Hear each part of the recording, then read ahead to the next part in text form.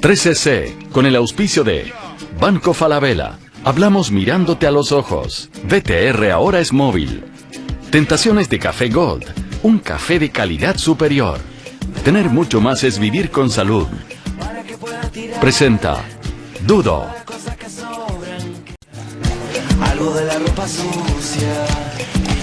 ¿Cómo están? Buenas noches, bienvenidos a la señal de 13C, bienvenidos a una nueva emisión de Dudo, que la historia dirá. Empezamos junto con la música de Jepe, porque todos los días empezamos con la música de un artista chileno, aprovechando que hay muchísimos artistas y que su música en esta generación está siendo particularmente provechosa, particularmente valiosa, particularmente numerosa. La historia dirá que este programa que hacemos cada noche en 13C lo hacemos junto a don Aldo Rómulo Esquiapacasa. ¿Cómo estás, Iván? Buenas noches. Buenas noches. Me encanta presentar a mi invitado porque es profesor de castellano, es magíster en literatura, es hombre de radio y de televisión, es catedrático del humorismo, diría yo, y además es columnista de Lo Cotidiano. Uno le puede inventar alguna faceta a Rafael Gumucio, pero va a ser siempre un placer hablar con él. Hoy sin subtítulos. ¿Cómo está? Aquí estamos. ¿Cómo está, Rafael? Buenas noches. Muy bien, muy buenas noches. Habría que decir que Rafael Gumucio ejerce de periodista sin haber estudiado, ¿no? Soy periodista designado. Exacto, periodista designado. ¿Viste? Sí. ¿Viste que empezaste el tiro con la...? Y habría que decir que nuestra otra invitada estudió periodismo, pero nunca lo ejerció. La senadora Ena von Baer, para entender el chiste de Gumucio de inmediato. ¿Cómo está, senadora? Muy bien, yo Buenas estoy. noches. ¿Qué tal? Gracias por acompañarnos. ¿Qué periodismo? Sí, nunca ejercí. Porque pensaba que era una buena idea, pensaba que lo iba a pasar bien. Lo pasé bien estudiando, pero no lo pasé bien ejerciendo. ¿Dijiste alguna vez que no tenías dedos para el piano? No tengo dedos para el piano. ¿Verdad? Pero No, eso no. no se La verdad es que lo hacemos. No, porque ¿sabes lo que pasa? Que ahí había que escribir en pirámide invertida. O sea, tú tenías que saber cuál era la noticia y yo encontraba que siempre lo que los otros no encontraban tan noticioso, lo encontraba interesante.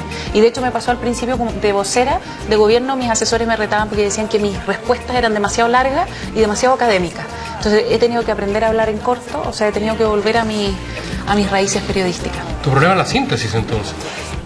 Mi problema es que encuentro que todo es interesante, que hay que explicarlo más, que hay que ¿Pero explicarlo alcanzaste a más ejercer en profundo. algún lado, no? No. ¿Te sentaste como periodista frente a un computador? Hice la práctica en La que pasa. ¿Sacaste alguna cuña? Sí, saqué algunas cuñas y hice algún par de investigaciones. ¿Ya? Así es, sí. Y también ¿Qué artículo hiciste en el que pasó? hice algunos artículos sobre política. Claves, sí, ¿sí? Porque eso todo era clave. en esa época. No era clave, era un poquitito más larga que No, clave. pero son claves. No, claro, las 10 razones para... Y hice artículos sobre política, hicimos algunas investigaciones, pero no... ¿En qué época Mira, te fue la tocó el práctica. gobierno de quién? ¿De Lago? Era el gobierno de Lagos, sí, gobierno de Lagos. Las 10 Me fui- razones por las que el gobierno de Lagos no va a terminar. Algo así. 2000 días de largo. Terrible. No, o sea, es que fue un mes, o sea, yo no puedo decir que ejercí, o sea, Fue la práctica, ¿no? fue la práctica. Oye, Ena, pero tú eres muy alemana, ¿eh? Porque eres alemana, estudiaste en el colegio alemán, te criaste en el sur. Estás casada con un señor que además tiene apellido alemán, debe ser de origen alemán, ¿no? Sí, los dos somos de origen alemán. ¿Ya? Sí. ¿Y qué te provoca ser tan alemana? Igual que muchos chilenos que son chileno-alemanes. Lo que pasa es que eso es raro. ¿Sabes qué? Ustedes lo encuentran raro acá en Santiago. Pero cuando no es que es Pero en el verdad. sur es súper normal. Pero sí es normal en el sur. Sí, claro. En el sur es súper normal. O sea, Sí, en normal. Temuco, en Osorno, en Valdivia, son ciudades. En de Alemania no mucha- es tan normal. En Frankfurt. Es raro, digamos. Hay muchos modos alemanes allá. Claro. Pero no estás caminando por la vida con la soberbia de los alemanes, que salvadores del mundo y la economía más sólida, y en estos momentos de que ello depende Los la cosa. alemanes, bueno, no sé si tú encuentras, yo encuentro que los alemanes. Yo soy no- italiano, encuentro que los alemanes son inaguantables. Sí. Los alemanes, los chilenos alemanes. Nos han también. metido en toda la guerra y todas esas bueno, cosas. pero esas son. ¿Sabes lo que pasa? Que, mira, yo no me siento alemana de Alemania. O sea, no soy alemana de Alemania, yo soy chilena. Yo soy chilena, nacida en Chile, de una familia que llegó, y todos los chilenos son de en algún momento, tú eres italiano, bueno, mi familia en algún momento llegó de Alemania en 1850. Ya, o sea, hace un poquitito rato. Hace una buena cantidad de años. A Angol. Entonces, la verdad es que, bueno, uno es del lugar donde nació, uno es de Pero la si tú vas a cultura Alemania, donde se crió. ¿cómo te sientes tú cuando vas a ¿Sabes lo que Alemania? pasa? Que nosotros hablamos alemán en la casa. Ya. Y yo eso se lo agradezco a mis papás porque tú tienes un idioma que te lo entregaron de regalo. ¿De ¿Con qué tus parte de niños Alemania también? son? ¿Con tus niños Yo también? hablo con mis niños, también. Hablamos los dos idiomas en la casa. Mi marido habla español, el castellano con ellos, y yo hablo alemán con los niños. ¿Y son católicos o son luteranos? Somos luteranos, somos protestantes. En mi casa, mi marido es católico, Ya. pero yo soy luterana. ¿Hicieron matrimonio mixto? Nos hicimos un matrimonio luterano. ¿Es verdad que te iban a poner como una tía y que finalmente tu nombre es un diminutivo? Los dos nombres que tengo A son ver. diminutivos. No, lo que pasa es que yo tenía una tía, mi familia, la otra parte de mi familia, mi papá son descendientes rusos. Ya. Y tenía una tía que se llamaba Polixena. Polixena. Sí, y mi papá quería ponerme como la tía Polixena, lo cual era bastante horroroso, porque hubiese sido Polixena von Beer, lo cual es bien terrible. Y entonces mi mamá... Es como una marca de remedios. Sí. Y, como un y mi mamá, compuesto. gracias a Dios, o gracias a ella de verdad, que dijo, ¿sabes qué? No, le podemos poner así a esta Haremos, pobre niña. haremos el escándalo. Entonces, Pongámosle le dijo a Poli. mi papá que no, y Poli era peor todavía. Sí, Sexena. Entonces, me pusieron en el sobrenombre. Es el primer nombre. Ena. ¿Y el segundo? Y cuando me fue a escribir mi mamá, en esa época uno no podía poner un solo nombre, había que poner dos nombres. Y más encima la niña del registro civil le dice, pero ¿cómo le va a poner Ena nomás? Que es como una cuestión como mentira, es como broma nada. el nombre. Claro. Póngale sal de fruta. Entonces le dijo, póngale otro nombre. Entonces mi mamá estaba cansada, nosotros vivíamos en el campo, no sabía qué nombre ponerme, entonces llamó por teléfono público en esa época a mi papá y le dijo, Eric, ¿sabes que no sé cómo ponerle a esta niñita? ¿Cómo le ponemos? Entonces le dijo, ponle como mi mamá. Entonces mi mamá dijo, ya le ponemos el nombre a la suegra, ningún problema, pero en vez de ponerme el nombre de mi abuela, me puso el sobrenombre. Mi abuela se llamaba Agnes, que es Inés, y me puso Anglaen, que es como Inesita. Así que me llamo Ena Inesita. Finalmente. O sea, me llamo Polixenita e Inesita. ¿Y tú, Rafael? No hubo eso. Rafael. Pero te sigues Rafael. creyendo francés, ¿o no? ¿Ah? ¿Te sigues creyendo francés? No me Sí. creo, tengo la nacionalidad, pero no me siento para nada. O sea, fui educado ahí desde los 3 hasta los 14 años, entonces evidentemente aprendí a leer y a escribir en francés antes que en castellano, y se nota. Y la verdad es que me formé intelectualmente mucho allá, pero no tengo ninguna simpatía desmedida por los franceses ni por Francia, muy por el contrario. Me incomoda mucho muchas cosas francesas. ¿Qué cosa te incomoda a los franceses? La rigidez, cierta frivolidad un poco profunda. No sé, hay Esa cosas. es una buena definición Sí. de frivolidad profunda. De hecho, nosotros cuando vivíamos en Francia nos acogieron mucho los protestantes, justamente muchos luteranos alemanes, así que teníamos buena. Así que él le tiene buena onda a los alemanes. Alemanes sí, yo tengo a los de Alemania, a los de Chile no tanto, pero. Yo traté de agarrarme de algo. No, pero bueno, yo todo. Y te cambiaste de país a los 14 años, que no debe ser muy fácil, ¿no? Porque Pero estaba es una edad muy jodida. Es que estaba yo al punto de entrar en la marginalidad en Francia y de terminar en la delincuencia o algo así. Terminar quemando autos. Claro, entonces la verdad que fue una decisión bastante, no fue una decisión mía, sino que mis padres pudieron volver y tuvimos permiso y volvimos todos. Yo no quería, pero cuando llegué a un lugar donde las micros paran en cualquier lugar y bajan en cualquier lugar, y eso me gustó mucho, me gustó mucho. Al final me doy cuenta que me gusta mucho su desarrollo, es feo decirlo, pero llegar a un país mucho más pobre del que venía me gustó. No me sentía, en París siempre me sentí como chico, feo y raro, en cambio en Chile me sentía hermoso porque evidentemente la ciudad estaba como tan fea como yo. En esa época sobre todo, estaba hablando del 84, 83, 84, era una época muy oscura y muy terrible y nosotros estábamos en el lado equivocado del juego. ¿Y te costó adaptarte? ¿Te hicieron difícil la vida, no? No, lo que pasa es que era mucho más difícil París, mucho más duro la vida en Francia que acá. Todo ya. Y aquí ¿Y no te costó insertarte con este país que era totalmente distinto al que probablemente te habían contado tus papás? Sí, era muy distinto, pero era mejor de lo que me habían contado, porque lo que yo veía eran películas en blanco y negro y lucha revolucionaria, y cuando llegué aquí era como un poco como las series de la tele, era como suburbio norteamericano, que era lo que yo había visto en televisión. Así que eso me tenía cierta aproximación. Luego también subí de clase un poco, porque en Francia era de clase media baja, y aquí llegué subí un poco, ascendí un poco. Tenía familia, tenía pertenencia. Había más redes. Había más redes.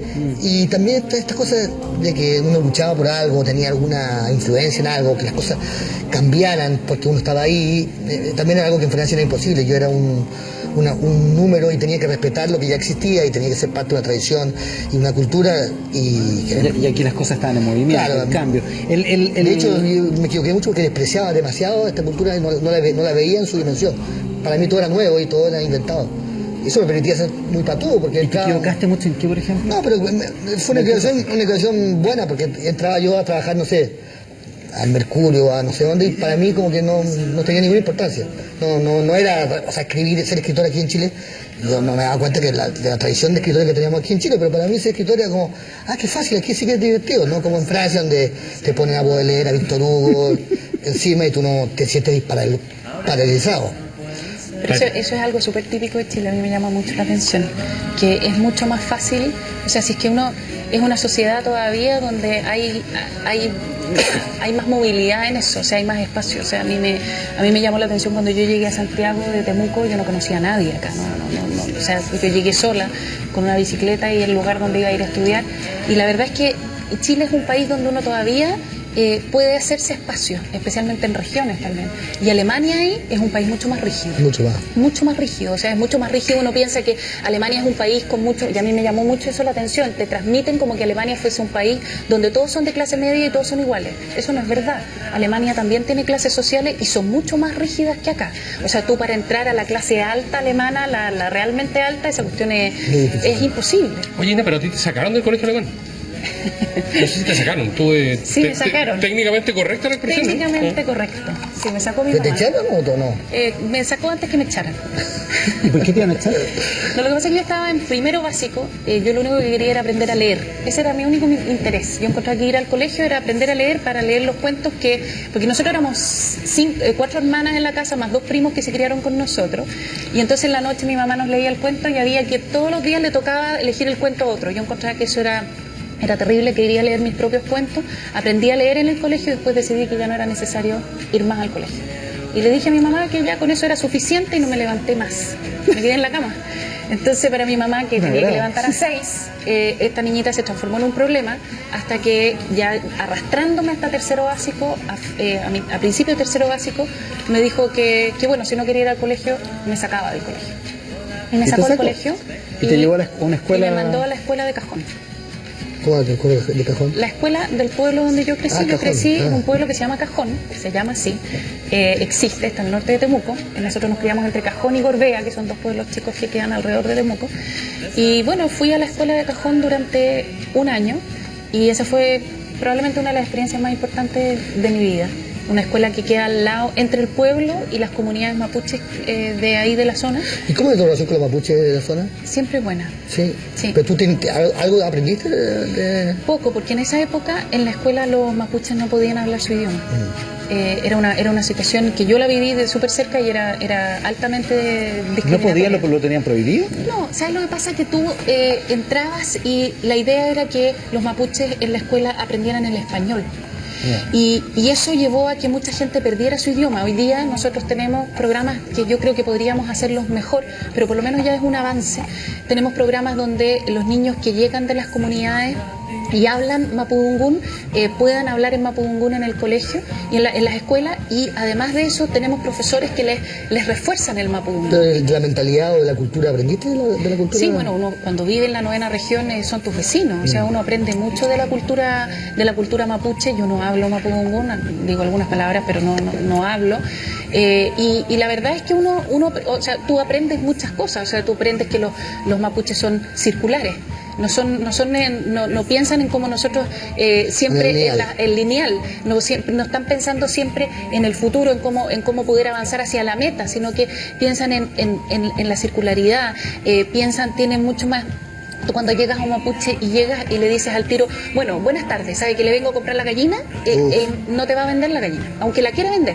No, tú tienes que llegar, sentarte, tomar un mate, preguntar cómo está la cosecha, cómo va la siembra, dependiendo la época, cómo están los animales, cómo está la abuela, cómo está la familia. En parte nosotros, la cultura chilena ha absorbido algunas cosas de esas. Y todo eso lo aprendiste en esa convivencia, por lo tanto, por lo que supongo, o por lo que presumo, de esa convivencia tú no tuviste ninguna experiencia negativa, o nunca viviste como la odiosidad que algunos reconocen hoy día tan a flor de piel, ¿no? Yo te diría que lo que a mí me impresionó mucho en esa época era, mira, yo vengo de una casa donde somos bilingües. Y nosotros siempre nos criamos en un colegio donde nosotros nos impulsaban a aprender otro idioma, y no porque sea un idioma que internacionalmente tú digas, mira, esto, mis papás nunca nos lo enseñaron por la utilidad, como te enseñan mucho el inglés, el alemán también, pero mis papás siempre nos decían, el otro idioma te hace entender que las cosas en la vida no tienen una sola verdad, sino que hay muchas veces distintas verdades, porque tú a esto le dices vaso y le dices glass. Son dos realidades y dos formas de mirar la realidad distintas. Y eso fue lo que nos transmitieron nuestros papás. Y cuando tú ibas allá y te decían, mira, sabes que aquí lo que te hace la educación formal es que estos niños pierdan su cultura y que pierdan su idioma, eso a mí me quedó marcado para siempre. O sea, yo te diría que, y esa discriminación que se daba dentro de la escuela entre los chicos que éramos del pueblo y los que venían de las comunidades, que estábamos en dos cursos distintos, esa realidad hoy día es Estaban distinta. en cursos separados, Sí, en salas separadas. sí, porque lo que pasa es que los que venían de las comunidades no hablaban mapudungún. Entonces, bueno, yo estaba en una escuela que realmente estaba al lado de las comunidades, o sea, no era como ir a una escuela en Temuco, ¿verdad? Nosotros realmente, o sea, estamos en una zona donde hay mucho mapuche. Entonces, yo creo que es ahí donde nace todo este sentimiento de discriminación más allá del tema de las tierras. Hay una cuestión cultural que es bien profunda y es bien dolorosa y dramática. ¿Y cuándo entraste al Partido Socialista entonces? Es como de cajón, es como la pregunta de cajón, digamos. Esos son los prejuicios. Esos son los típicos prejuicios chilenos. Que le molesta mucho a la Fonbaer, que le molesta levantarse, le molestan los prejuicios. ¿Y a ti qué te molesta, Iván? A mí lo que me molesta, mira, también me cargan los prejuicios y me cargan las explicaciones raras. Por eso, a mí me gusta Salud Controlada con Salud, es absolutamente claro. Desde el día en que lo contratas, sabes que de inmediato, cuando te va a salir cualquier atención médica, ni un peso más. Exactamente, para toda la gente que le cargan los contratos de salud poco claros, querer más es vivir con salud. ¿Y tú cuándo decidiste qué ibas a hacer en la vida, Rafael Gumucio? Es que yo soy como un poco como la ENA, en el sentido que no... pero la diferencia es que yo iba al colegio, pero es como si no fuera, porque era muy mal alumno y solo aprendía lo que quería aprender y no me interesaba nada de lo que no quería aprender y no tenía ninguna... y claro, en mi familia nunca hubo ninguna obligación de ninguna especie y yo creo que, o sea, si hubiese salido yo ingeniero o cualquier cosa normal, habría sido muy mal visto, porque era más bien... siempre sabíamos, porque mi hermano y yo, que íbamos dedicando a algo artístico, no sabíamos a qué. Yo creo que lo mío, lo natural, habría sido ser actor o bailarín o alguna cosa así como más física, pero como a los 13, 14 años me dio una especie de gran vergüenza física y empecé a escribir y se me ocurrió que escribiera, pero no habría sido actor, habría sido escultor, pintor, cualquier cosa que hubiese significado. Siempre sabía que era algo artístico, ¿no? Pero les puedo hacer una reflexión a ambos, porque tú tienes dos hijos, ¿no? Sí. Y tú tienes dos hijas. Sí. Tú jamás permitirías que una hija se te quedara en cama y te dijera, no voy a ir más al colegio. Es que mi mamá... A ver, ¿sabes lo que pasa? Que yo no sé si a mí me va a pasar lo mismo, pero tengo una hija que tiene un carácter que mi mamá me dice, mira, aquí viene una... Y yo te digo, yo creo que tú puedes obligar a los niños hasta cierto punto, pero acto siguiente tú también tienes que convencerlos de por qué lo que están haciendo tiene sentido. Y yo le agradezco a mi mamá que me haya dado ese año en la escuela Cajón, porque lo que me mostró es que yo tenía oportunidad en la vida que no todos los niños tenían. Y después de ese año en la escuela de Cajón, mi mamá me preguntó, o sea, todo el mundo, todas las profesoras en el colegio alemán, te voy a decir, y toda la comunidad de Temuco estaban bien espantados con esta señora de Cajón que va y le pregunta a su hija de 3 años, o sea, en tercero básico, bueno, ¿y tú ahora qué quieres hacer? ¿Seguir en la escuela de Cajón o quieres ir al colegio alemán? Pero si vas al colegio alemán, me dijo, te tienes que sacar buenas notas. Y yo decidí en tercero básico ir al colegio alemán y desde entonces... O sea, tú decidiste todo en tu casa. No todo. Perdón, decidiste no ir al colegio alemán y decidiste volver al colegio alemán. Sí, lo decidí. ¿Cuántos años tenías? Tenía 9. Qué espantoso. Pero no podía decidir si me comía o no me comía una comida. Pues fuiste así, o sea, sigue siendo así ¿te gusta levantarte para ir al Congreso, no? No, porque me gusta la pega que hago. Sí. Ahora, no, es que todos los días yo iba, ¿sabes lo que me cuesta? O sea, cuando uno dice... Te gustaba levantarte para ir a la moneda, yo creo. Me cuesta menos ahora. Ahora te cuesta menos. Sí. A ti se te pasó lo del complejo con el cuerpo y todo eso, porque finalmente masivamente al menos, la gente te conoció Por mi cuerpo, sí. Pero por fue tu lo, cuerpo, y- por yo una- estoy cabreado de eso. por una que faceta, reconozcan sí, por mi sí, alma. y te pasas la vida demostrando que eres más que una cara bonita, yo sé, pero la gente te conoció de alguna manera con una faceta actoral en el canal Rock and Pop. Claro, es que era una vocación suspendida. Yo suspendí esto de la actuación y la comedia, pensando que no iba a tener que hacer nunca más eso, me dediqué a escribir y de repente me di cuenta, de repente estaba trabajando en televisión haciendo programas humorísticos y haciendo sketch y lo disfrutaba mucho, me gustaba mucho y claro, evidentemente era una vocación suspendida. Yo cuando chico sí actué en películas de chico, de este director Gaspar Noé, que es bastante conocido ahora, el que hizo Irreversible. Bueno, él cuando salió de la escuela de cine hizo varias películas y yo actuaba de niño ahí, de niño actor. Algunos años después hiciste lo que probablemente sea tu papel más controvertido y te lo vamos a recordar ahora. No, es necesario, ¿no? Sí, es necesario. Las querellas siguen cayendo, viejo. No, se está cabreando el han tribunal. pasado muchos años, mira, Bueno, ¿qué? veamos esto. ¿Qué país?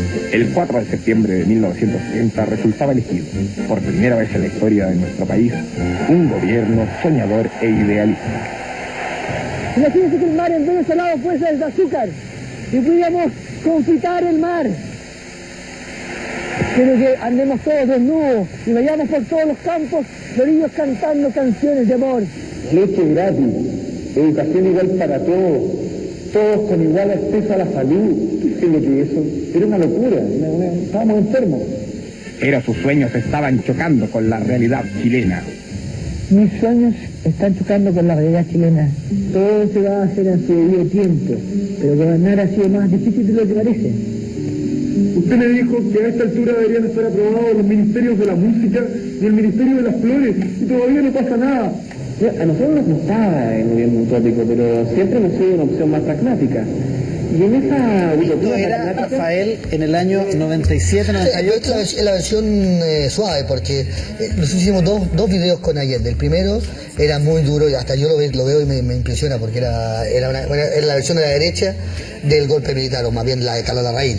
Claro, era la versión, era como un documental. Claro, como una película chilena, pero yo me suicidaba en cámara, bueno, Allende, perdón, y era muy dura. Tomaba, me acuerdo que Tomaba, bailaba, me costó mucho problema. De hecho, la Tencha Allende me llamó a mi ¿Es casa. verdad que la Tencha te llamó? Sí, pero ella no había, me dijo, no, leí en el Mercurio, no sé qué, no sé cuánto. Porque dije, además hacían el suicidio. Sí, y yo le dije, ¿pero por qué lo vio? No, lo leí en el Mercurio. Dije, está muy mal a esta altura que se sigue informando por el Mercurio, o sea, busquen más información, no sé, que lo vea en directo.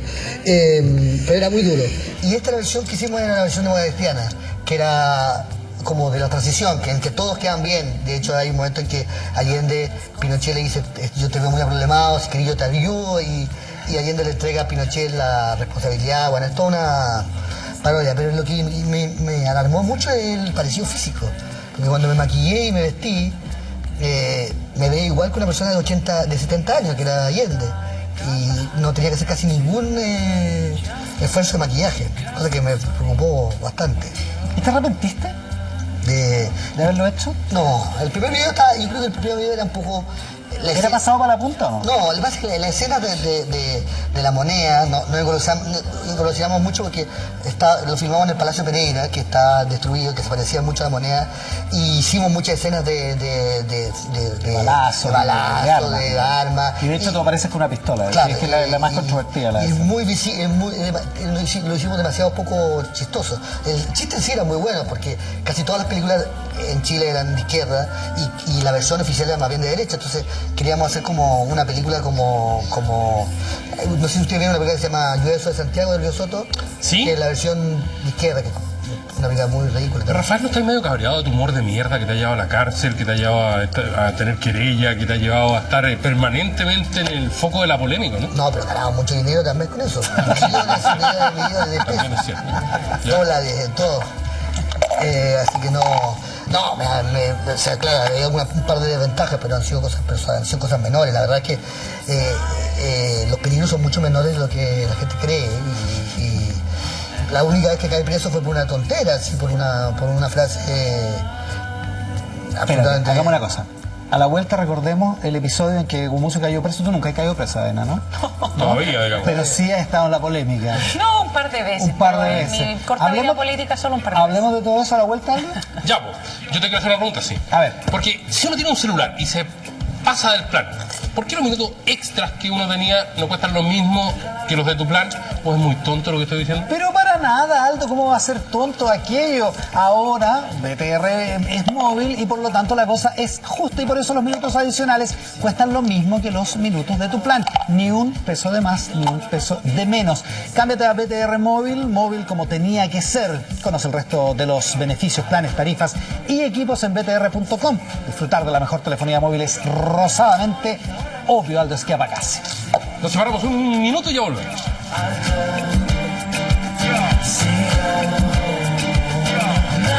Y ahora me siento mejor así. Deja la ventana abierta. Estamos de vuelta en 3CC, estamos de vuelta en Dudo y estamos, claro, tentados de seguir hablando con Rafael Gumucio y con Ena von Baer. Estamos también con la tentación de conocer esos chistes que Rafael Gumucio, a los que Rafael Gumucio le ha traído muchísimos problemas. Una tentación a propósito de... Sí te han traído problemas, te metieron hasta preso. Excelente tentación. Y ahora otra tentación, un cafecito. Café Gold nos sorprende también con sus exquisitas nuevas tentaciones. Amaretto, creme caramel, cremósimo, moca y vainilla. Déjate llevar por los distintos aromas, sabores y texturas de esas nuevas tentaciones. Estas nuevas tentaciones de Café Gold, aroma y sabor para compartir. Ya lo sabes, Café Gold es un café de calidad superior. ¿Tú todavía no lo pruebas? Ya.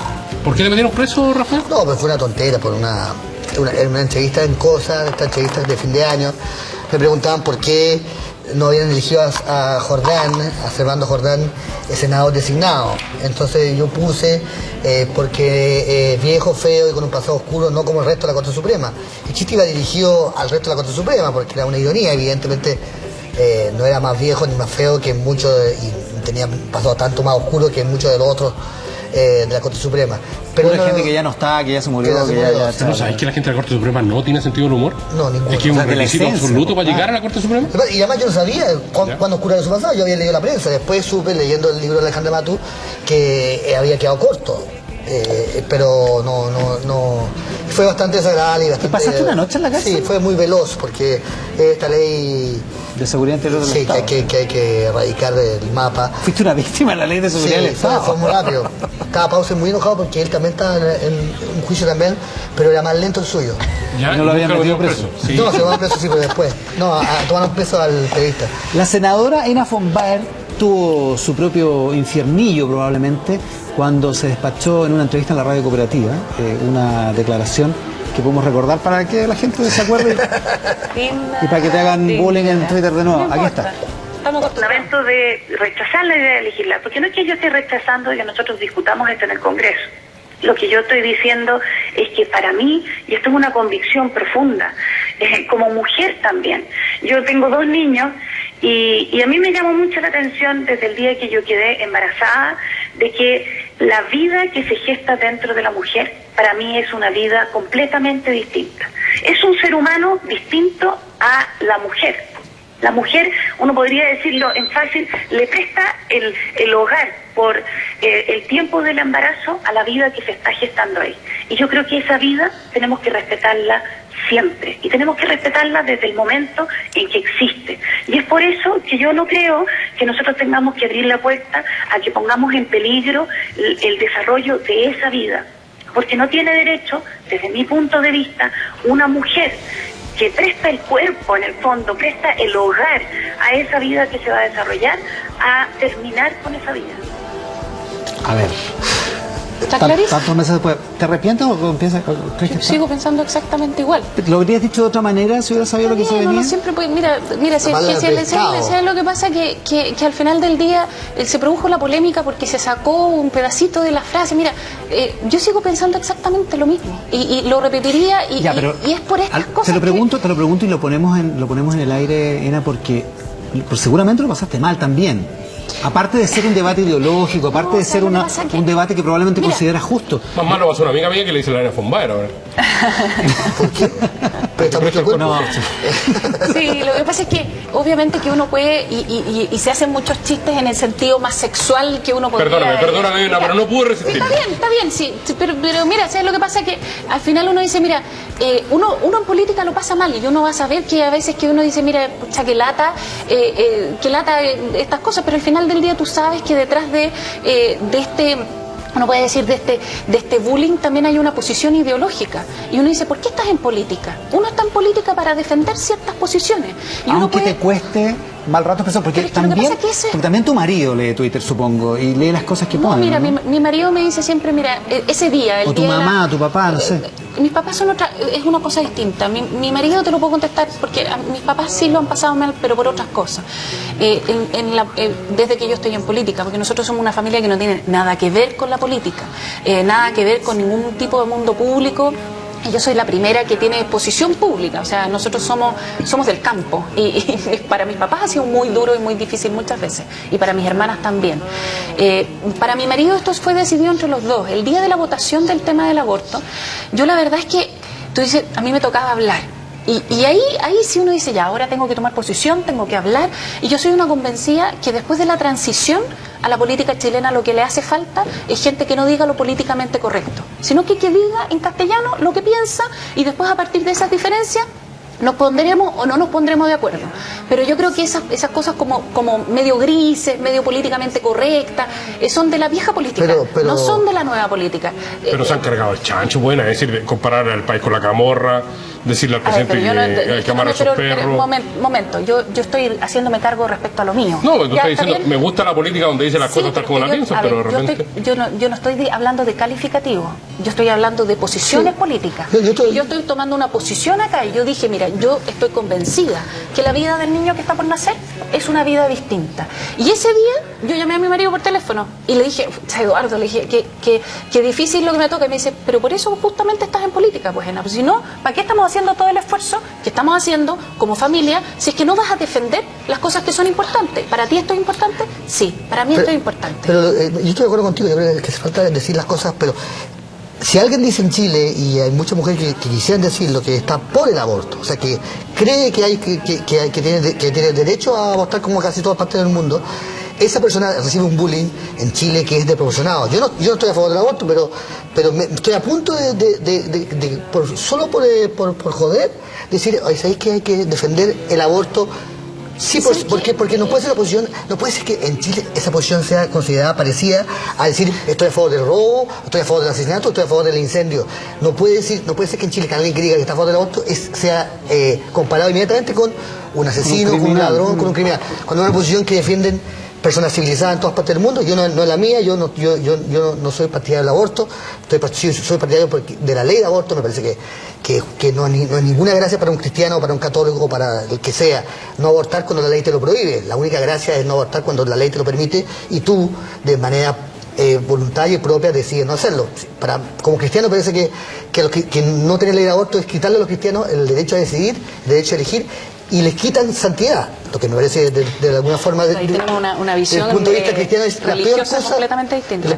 O sea, tú eres luterana y en el mundo luterano la elección y la libre elección de la persona es muy importante. O sea, es muy importante no porque te obligan, no porque la ley no porque el Estado esté vigilado por la religión. Pero no dijiste que tus papás lo habían pasado mal. ¿Por qué lo pasaron mal? Déjame 2 segundos en esto, porque... No quisiera. ¿No quisiera? No, es que lo que pasa es que solo una puntualización. Yo estoy de acuerdo contigo respecto a la mujer que defiende el aborto, que lo puede defender. La mujer que defiende el no aborto, que también lo puede hacer. Sí. Y que ninguna de las dos sufra bullying. Sí. Que nosotros seamos capaces de tolerar la diferencia. Y no somos capaces en este momento en Chile de tolerar la diferencia. Y eso es lo que a mí me preocupa, porque cuando tú das una opinión clara, inmediatamente viene la descalificación, y la descalificación personal, y eso le hace muy mal a la democracia. Y por último, para puntualizar, no voy a hacer un debate del aborto, para mí el tema es el niño y no la mujer. Ahora sí, el punto puede tener que ver con la sobre representación que tienen las redes sociales y Twitter en particular, pero Me interesa lo que te preguntaba Aldo. Sí, porque tus papás lo pasaron mal y... Porque cuando tú no vienes del mundo de la política, nunca has tenido contacto con el mundo de la política, no estás acostumbrado como papá y como mamá que te ataquen a la hija públicamente y que todo el mundo te lo comente. O sea, y Temuco, digámoslo, es una ciudad bastante chica todavía. Entonces, para mis papás fue muy difícil el primer tiempo yo como vocera, cuando existía crítica pública y a ellos les comentaban, cuando muchas veces también se atacó a la familia o se hicieron críticas a la familia. Entonces eso a los papás les cuesta. Después de 14, 15 meses en el Palacio de la Moneda, ¿es intrigante? ¿Hay intrigas de Palacio como en los...? Sí, hay intrigas de Palacio. Sí, ¿eh? Sí, pero mis memorias las voy a escribir... Pero son rascas, ¿no? No son como lo imaginan los periodistas. Son shakespearianas. No, son bien rascas. Bueno, también las chicas son rascas, o sea, no son grandilocuentes. Lo interesante cuando uno está en la Moneda, y yo le agradezco al presidente Piñera que haya confiado en una mujer de 34 años para ser vocera de gobierno, sin haber tenido antes experiencia política de primera línea, sí como asesora, sí como cientista político, pero no de primera línea. Y yo creo que esas oportunidades se agradecen porque te hacen también generar diversidad en la política y posibilidad de que los jóvenes tengan una ventana. Pero tú lo hiciste bien, según ¿cómo uno nunca lo hace todo bien. Yeah. O sea, ¿Cómo te... eso sería como decir, mira, si yo miro para atrás y digo, desde un punto de vista comunicacional, sí, desde un punto de vista político, cuando tú dices que te cambiaron por Chadwick, bueno, pero Chadwick lleva más de 20 años en política. Bueno, pero tú te das algún gustito. Mira, ¿qué es lo que pasa? Que tú, obviamente en ese momento se consideró, y yo creo que está bien. Pero te voy a hacer dos preguntas y necesito toda tu honestidad para responder. Cuando veis que sale una encuesta, tú dices, ¡ja! No era yo, un poco, sí. Ok. La segunda, hemos hablado mucho de tus papás y ¿Qué opinaron tus papás cuando saliste vestida de látex en una revista de...? A mi papá lo encontraron súper. ¿Sí? Sí. Son bien modernos, entonces. Es que nosotros somos, a diferencia de lo que muchos piensan, somos una familia bastante liberal. Somos luteranos, tenemos una formación liberal. Mi papá es más liberal que mi mamá en muchas cosas. En otras cosas, mi mamá es muy evangélica en su formación, en la formación que nos dio a nosotros. Pero ahí hay una discusión siempre en la familia. La verdad es que no hay ningún... ¿La guardaste? ¿La mostraste de tanto en tanto, no? La tengo ahí entre mí. Yo tengo una caja, porque yo la verdad es que... un estas cajón. Cosas no, en un cajón. No, mi marido siempre me dice, esto se lo muéstrame la foto. No, él la tiene guardada. Pero puede ser de más, No, él siempre me dice, tenés que guardar estas cosas para los nietos, después que va a ser entretenido mirarlas, porque no van a creer las cosas que tú hiciste. Entonces yo voy poniendo en una caja. Y para cuando tus niños sean más grandes, como por ejemplo, porque a veces hay cosas que hay que recordar. Gumucio volvió en 1984 a Chile. Sí. Tú sabes que en ese mismo año salió el primer disco de Los Prisioneros. 2083 entonces, porque me acuerdo cuando...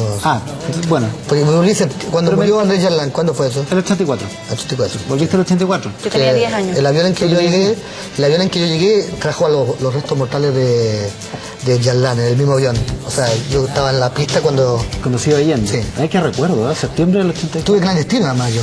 Bueno, y salió el primer disco. ¿Cómo estuviste clandestino? Cuando llegué, el día que llegué hicieron una lista de los que no podían volver.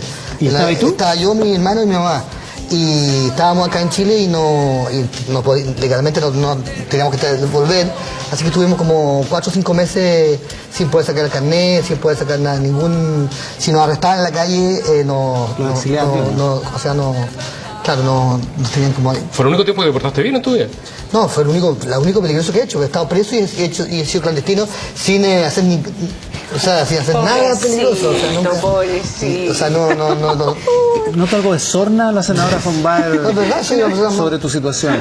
No, que él dice que no ha hecho nada. Es la persona menos violenta que hay. Nunca la agarraste a combo. Nunca. Y muy moderado, siempre he sido moderado, pero estuve clandestino. Pero yo citaba la época de clandestinidad de Gumucio, porque, por esto que está sonando de fondo, por lo de Los Prisioneros, porque en alguna parte nos contaron que a ti te gustan mucho Los Prisioneros. Sí, porque me traen buenos recuerdos. ¿Verdad? Sí. De esa época, 10 años, 12 años. Sí, no, pero es que lo que pasa es que cuando uno creció en Chile en los años 80 es parte de la música que escuchábamos. La verdad es que, claro, puede sonar un poco contraintuitivo la música que nosotros estamos escuchando y la letra que estamos escuchando y la familia en la que yo crecí y el partido al que yo pertenezco hoy día. Pero yo creo que las vidas siempre son contraintuitivas y es bueno que lo sean. De hecho, yo el año del plebiscito, en mi familia no se hablaba de política. Nosotros hablábamos de la cosecha. Básicamente todos pensaban lo mismo, ¿no? no se hablaba de política. Y llegó a vivir a Temuco mi tío, que fue profesor universitario, rector de la universidad, y en esa familia sí se hablaba de política. Y discutíamos mucho, y yo me fui a vivir con ellos un año, porque, en fin, una historia más larga. ¿Y ahí te picó el bichito? Y ahí me picó el bichito, y yo fui a todas las concentraciones del no en Temuco. ¿Y votaste por el no? No, pues no voté, no alcancé a votar. Por el sí. Yo hubiera votado. Era un voto más, ¿no? ¿Por qué no hubiera votado? ¿Sabes qué? Lo que pasa es que, no, es que en serio, yo creo que nunca me han hecho esa pregunta, nunca me he visto enfrentada a eso. Lo que pasa es que yo creo que yo no puedo contestar esa pregunta porque no sé lo que hubiese hecho en ese momento. Y probablemente ahí la historia familiar hubiese pesado mucho más. Yo creo que es injusto responder esa pregunta cuando tú la preguntas hacia atrás. Porque ahora yo tengo mucho más... he estudiado, yo hice mi doctorado, esto tampoco no lo sabe nadie casi, yo hice mi doctorado sobre transición a la democracia y superación del pasado. ¿Yeah? O sea, yo hice mi democracia sobre cómo las democracias nuevas superan el dolor de las violaciones a los derechos humanos. Entonces, si tú me dices hubiese votado o no, sí, ahora con toda esa información es muy distinto a lo que hubiese hecho en ese momento. ¿Y con toda esa información? Yo creo que hubiese votado que no. ¿Cuál es tu canción favorita de Los Prisioneros, Ena? Esta es buena, nunca quedas mal con nadie. ¿Se la dedicaría a quién? A todos los, a todos los políticos. Esa sí que no es tu canción, ¿eh? Nunca quedas mal con nadie. Porque ¿sabes lo que pasa?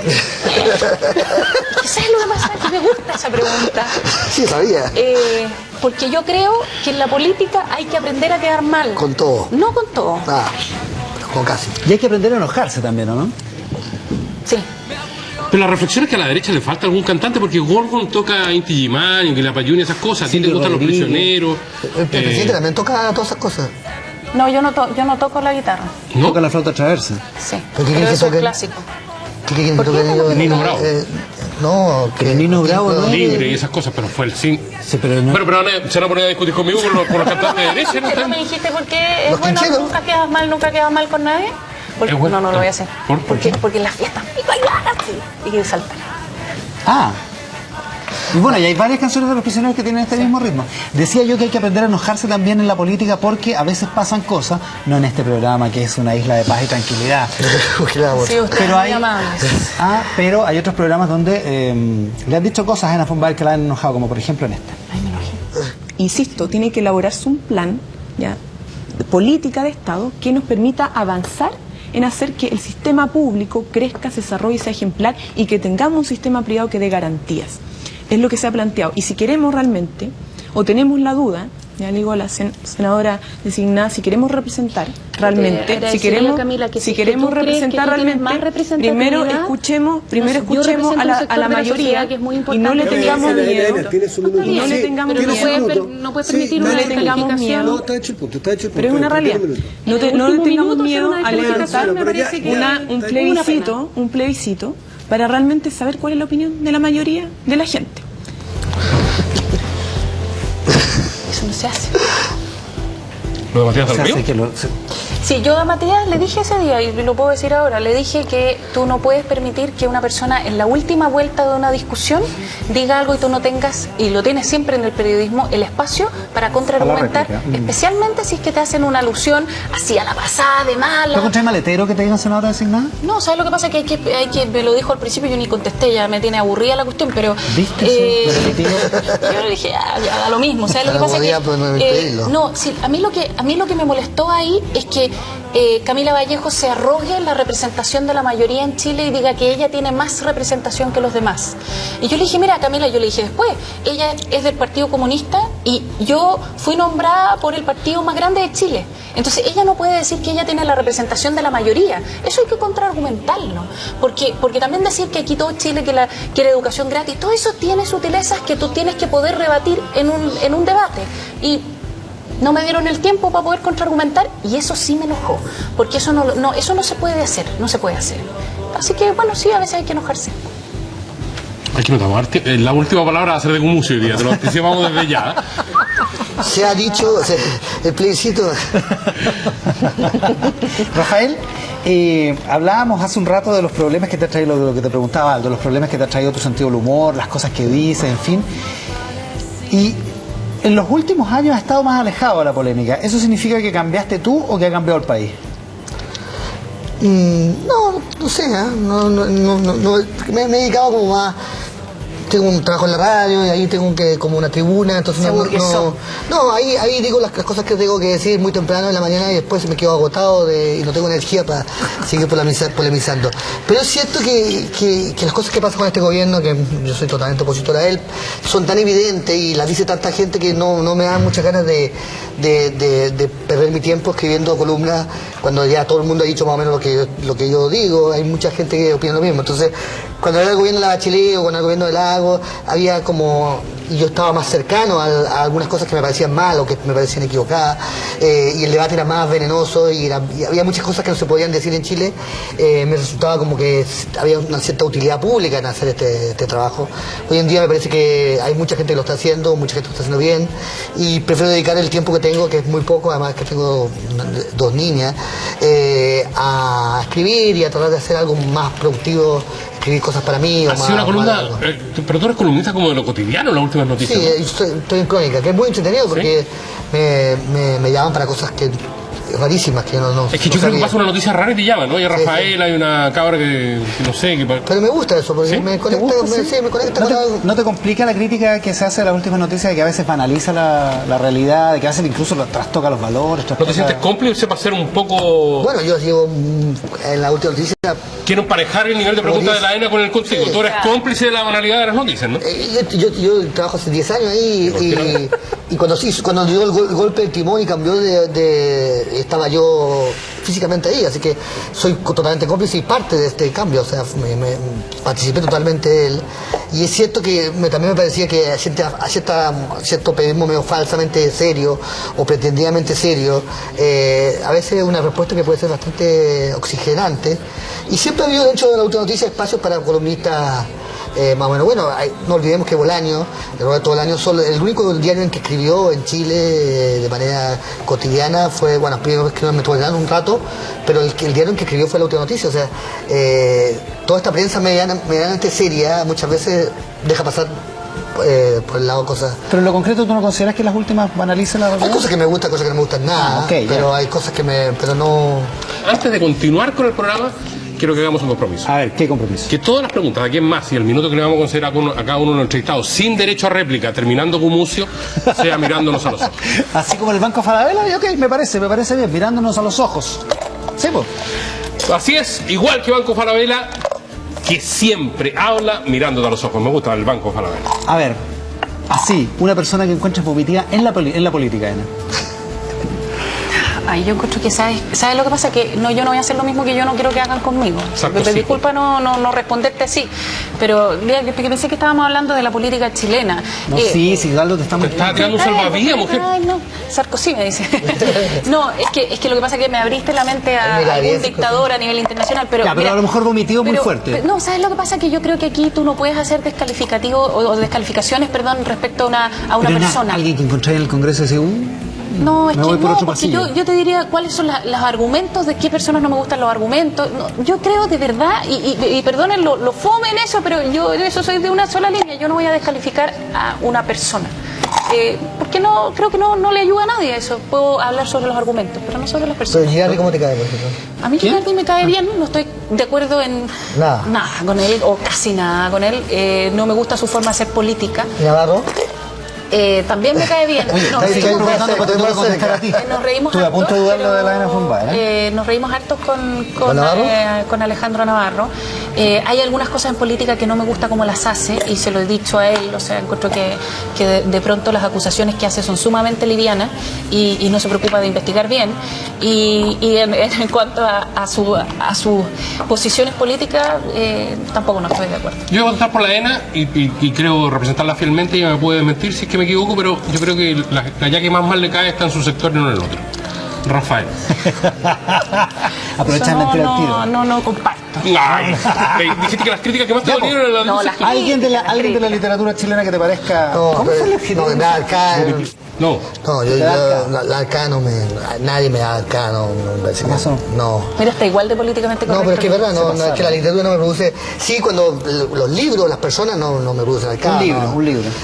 No sé, acá no, pero... Viste que había libros infumables, que es casi peor que decir Bueno, que casi, te dan... es que lo que pasa es que si doy la lista, es la mayoría, sí. ¿La mayoría de la literatura chilena? Yo soy de la teoría que todo se puede fumar, digamos. Por lo tanto, que haya un libro infumable me parece que es un... O sea, mucho de lo que se publica, y es terrible decirlo, mucho de lo que se publica es impublicable, o sea, muchísimo más de lo que uno cree. Se pasaron para políticamente correcto los dos en esta Así no se puede hacer programa. No, yo creo que aquí Yo creo que tenemos que quedarnos nosotros con la última palabra, para molestar a la Fonbar. Ena Fonbar y Rafael Gumucio nos acompañaron en esta edición de Dudo que hicimos junto a Aldo Escapacase por la señal del 13C. Muchas gracias por estar ahí. Nos vamos con la música de Jepe. Buenas noches. Para que pueda tirar todas las cosas que sobran, que se tienen que botar. Algo de la ropa sucia que ya no quieres lavar. 13C, con el auspicio de Banco Falabella. Hablamos mirándote a los ojos. VTR ahora es móvil. Tentaciones de Café Gold. Un café de calidad superior. Tener mucho más es vivir con salud. Presentó Dudo.